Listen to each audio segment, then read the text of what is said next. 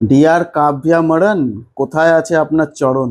দিন দেখি একটু আপনার পায়ের ধুলি। এটা তো এতদিনে সবাই বুঝেছে যে দেশের যত বড় বড় কোটিপতি বিজনেসম্যান আছে, দেশের প্রতি রেসপন্সিবিলিটি খুব কম লোকেরই আছে। একজন আমাদের মহান ছিল রতন টাটা, ওনার মতন না কেউ ছিল না হতে পারবে। এসব কোটিপতি ফ্র্যাঞ্চাইজি ওনাররা এরা আমাদের ইমোশনকে নিয়েই বিজনেস করছে।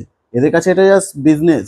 আমরা একটা এথিক্স নিয়ে চলি, সাধারণ মানুষের মধ্যে একটা রাষ্ট্রবাদ ভাব যদিও বা থাকে, এদের মধ্যে তার এতটুকুও নেই। রেভিনিউই হচ্ছে এদের কাছে শেষ কথা। পেহেলগাম অ্যাটাক বলুন, যত বড় বড় পাকিস্তানের থেকে অ্যাটাক হয়েছে, যা কিছু হয়েছে, কটা বলিউড ব্যক্তিত্বদের বা বড় বড় যে বিজনেসম্যান আমাদের দেশে থাকা, দেশের বাইরে থাকা যত বড় বড় বিজনেসম্যান বলুন, কটা বিজনেসম্যানের থেকে আপনি সেইটা নিয়ে একটু উচ্চবাচ্য শুনেছেন? ইভেন বিসিসিআই পর্যন্ত এত কিছু ঘটে গেল, তারপরেও দেখবেন বিসিসিআই পাকিস্তানের সাথে ম্যাচ ফেলবে, যে কোনো টুর্নামেন্টে পাকিস্তানকে সেই গ্রুপেই ইন্ডিয়ার সাথে রাখবে, যাতে টুর্নামেন্টে পরেও আরো ম্যাচ আসার সম্ভাবনা থাকে। আবার অ্যাডও চালায় গ্রেটেস্ট রাইভেলারি হিসাবে, খেলাও ফেলবে রবিবার।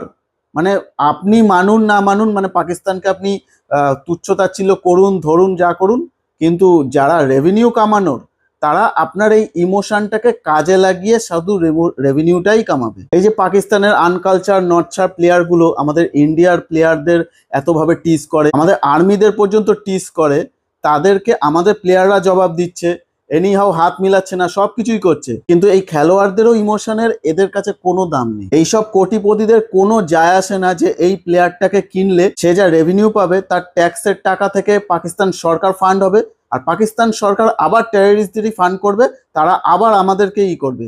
এসব কোটিপতিদের কাছে এটা কোনো মাইনে রাখে না। আমাদের দেশের কোটিপতিরা না কোনো কিছু ইনভেন্ট করে, খুব বড় কিছু ইনভেন্ট করে কোটিপতি হয়নি।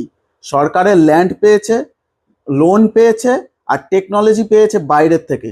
এই তিনটে করে এরা কোটিপতি হয়েছে। যদি বেশিরভাগ বিজনেসম্যানদের আপনারা দেখেন।